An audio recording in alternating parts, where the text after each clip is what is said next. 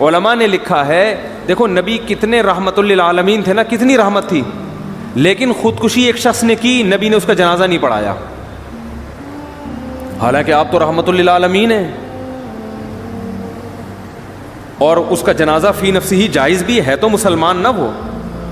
علماء کہتے ہیں اس حدیث کی روشنی میں علماء کہتے ہیں کہ جو خودکشی کرے گا مسجد کا مقتدا رہبر یا کوئی بڑا عالم اس کا نماز جنازہ نہ پڑھائے, بائیکاٹ کرے.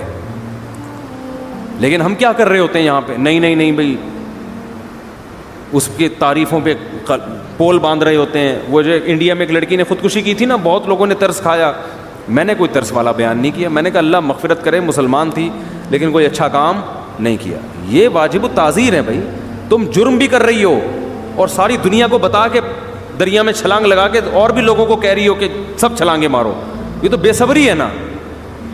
نیکی کو پروموٹ کیا جاتا ہے, ہائی لائٹ کیا جاتا ہے کہ دیکھو غم کے موقع پر میں یہ صبر کر رہی ہوں, تو آپ لوگ بھی صبر کرنا سیکھو. عادت نہیں لیکن مجھے ٹینشن اتنی ہو گئی, ہاں 2 بوتلیں چڑھا لیا اور ویڈیو بنا کے یوٹیوب پہ ڈال دے, لوگ کہیں یار اتنا نیک آدمی کو یہ اتنا مجبور کر دیا اس معاشرے نے, اس ظالم معاشرے نے اتنے نیک آدمی کو ایسا مجبور کر دیا کہ شراب پی رہا ہے, اس کی ساس پہ مقدمہ ہونا چاہیے. اس داماد کو کس نے ٹینشن دی ہے؟ ساس نے. اس کے سسر پہ مقدمہ, اس کی بیوی کو جیل میں ڈال دینا چاہیے, اس کی ٹینشن ہے. ابے بھائی یہ ٹینشن اس نے دی ہے نہیں دی ہمارے سامنے نہیں, تو جو جرم کر رہا ہے نا تو لوگوں کو گواہ بنا رہا ہے. اب اس انڈیا کی وہ لڑکی کی ساس غلط تھی نہیں تھی ہمیں نہیں پتا, لیکن آپ کا غلط ہونا تو آپ نے خود ثابت کر دیا نا اپنے آپ کو حرام موت مار کے.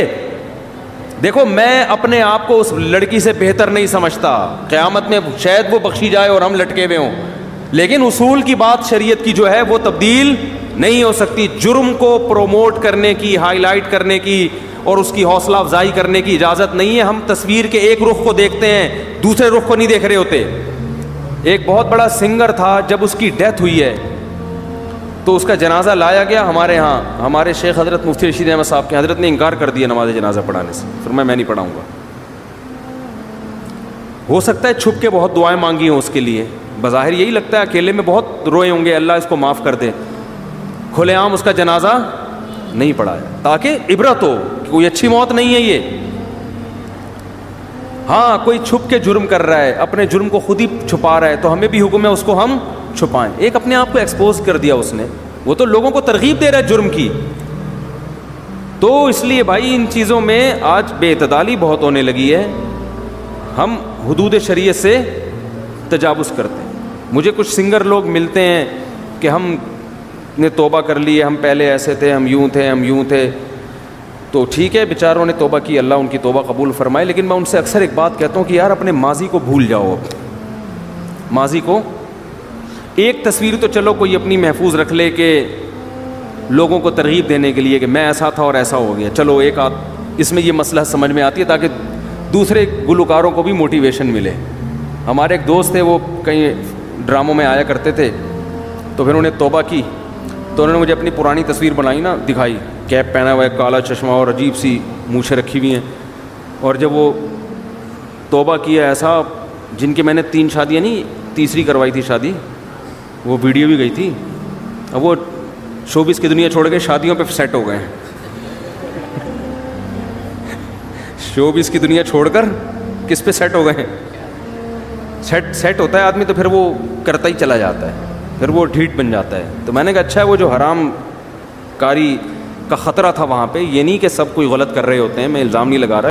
تو کیا نتیجہ نکلا کہ اب انہوں نے اتنا پیارا ان کا حلیہ ہو گیا, تو وہ ایک تصویر انہوں نے رکھی ہوئی ہے, وہ فیس بک پہ بھی ڈالی تھی کہ یہ زیادہ اچھی ہے یہ والی, سب وہ نورانی چہرے کو کہہ رہے تھے ماشاء اللہ ماشاء اللہ. تو ایک تو چلو عبرت کے لیے ٹھیک ہے, لیکن اپنی ساری تصویریں کہ میں ایسے ناچتا تھا, میں یوں کرتا تھا, میں یوں, بھائی یہ تو آپ اپنے گناہ کو کیا کر رہے ہو.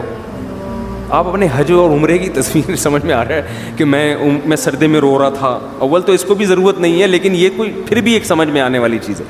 تو اپنے گناہ کی یادگاریں محفوظ رکھنا یہ اچھا کام نہیں ہے. نبی صلی اللہ علیہ وسلم نے فرمایا کہ ایمان کی مٹھاس کا حدیث کا مفہوم ہے, اس وقت انسان کو محسوس ہوتی ہے جب وہ کفر کی دنیا یا گناہ کی دنیا میں جانے کو اتنا برا سمجھے جیسے آگ میں چھلانگ لگانے کو. اس کو اتنی نفرت ہو اس ماضی کی دنیا سے کہ میں نے کس گند میں زندگی گزار رہا تھا، پھر اس کا مطلب ہے خاندانی توبہ کی ہے اس نے. سمجھتے ہو کہ نہیں سمجھتے ہو؟